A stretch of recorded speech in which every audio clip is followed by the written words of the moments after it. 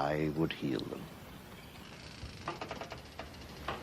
But blessed are your eyes, because they see, and your ears because they hear. For I tell you the truth, many prophets and righteous men longed to see what you see, but did not see it, and to hear what you hear, but did not hear it.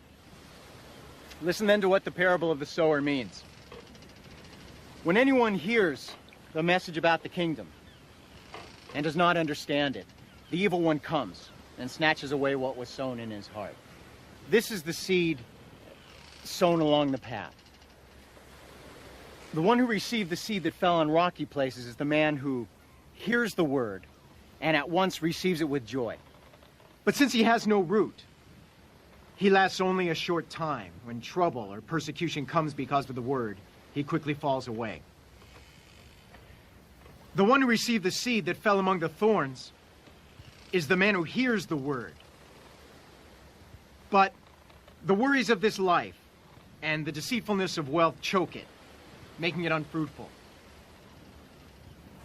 But the one who received the seed that fell on good soil is the man who hears the word and understands it. He produces a crop, yielding 100, 60, or 30 times what was sown.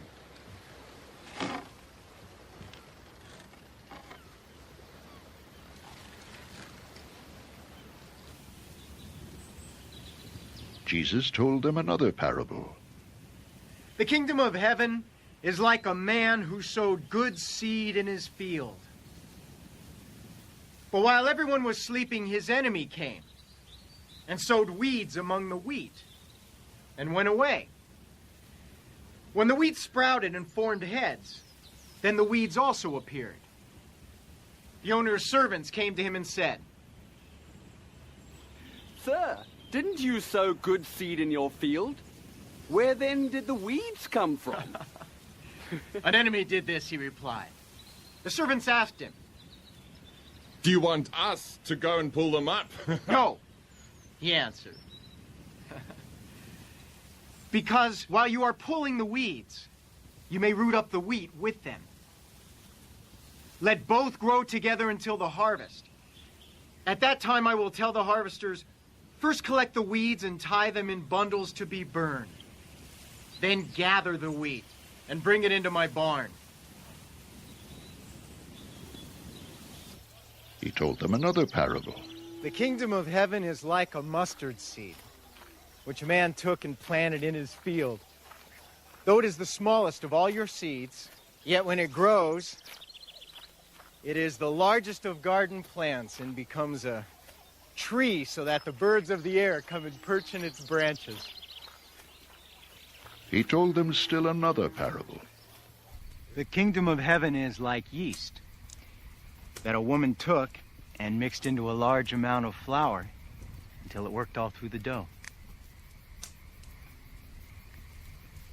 Jesus spoke all these things to the crowd in parables. He did not say anything to them without using a parable. So was fulfilled what was spoken through the prophet. I will open my mouth in parables.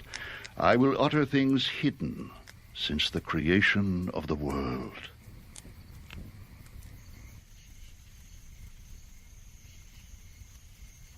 Then he left the crowd and went into the house. His disciples came to him and said, "Explain to us the parable of the weeds in the field." He answered, The one who sowed the good seed is the Son of Man. The field is the world, and the good seed stands for the sons of the kingdom.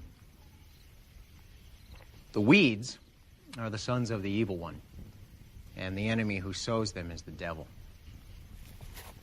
The harvest is the end of the age, and the harvesters are angels. As the weeds are pulled up and burned in the fire, so it will be at the end of the age. The Son of Man will send out his angels, and they will weed out of his kingdom everything that causes sin and all who do evil. Then they will throw them into the fiery furnace where there will be weeping and gnashing of teeth. Then the righteous will shine like the sun in the kingdom of their Father. He who has ears, let him hear. The kingdom of heaven is like treasure hidden in a field. When a man found it, he hid it again, and then in his joy went and sold all he had and bought that field. Again, the kingdom of heaven is like a merchant looking for fine pearls. When he found one of great value, he went away and sold everything he had and bought it. Once again, the kingdom of heaven is like a net that was let down into the lake and caught all kinds of fish. When it was full, the fishermen pulled it up on the shore, and they sat down and collected the good fish in baskets, but threw the bad away. This is how it will be at the end of the age. The angels will come and separate the wicked from the righteous and throw them into the fiery furnace where there will be weeping and gnashing of teeth. Have you understood all these things? Jesus asked.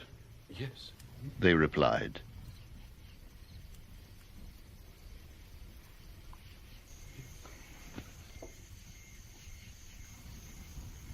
He said to them, Therefore, every teacher of the law who has been instructed about the kingdom of heaven is like the owner of a house who brings out of his storeroom new treasures as well as old. When Jesus had finished these parables, he moved on from there. Coming to his hometown, he began teaching the people in their synagogue, and they were amazed. Where did this man get this wisdom and these miraculous powers? They asked, Isn't this the carpenter's son? Isn't his mother's name Mary? And aren't his brothers James, Joseph, Simon, and Judas? Aren't all his sisters with us? Where then did this man get all these things? and they took offense at him. But Jesus said to them, Only in his hometown and in his own house is a prophet without honor.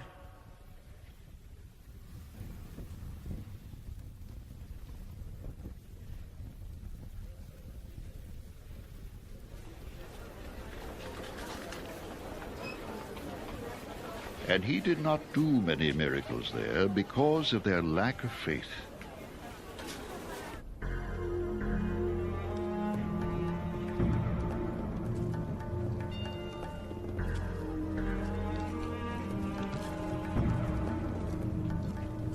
At that time, Herod the Tetrarch heard the reports about Jesus, and he said to his attendants, "This is John the Baptist.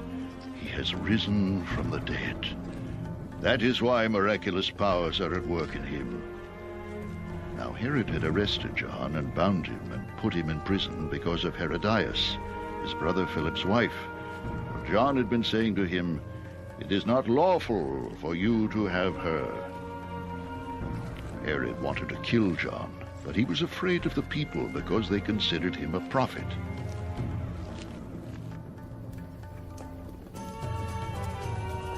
On Herod's birthday, the daughter of Herodias danced for them and pleased Herod so much that he promised with an oath to give her whatever she asked.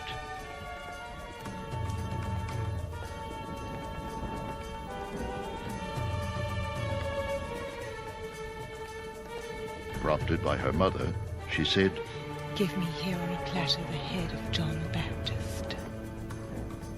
The king was distressed, but because of his oaths and his dinner guests, he ordered that her request be granted, and had John beheaded in the prison. His head was brought in on a platter and given to the girl, who carried it to her mother.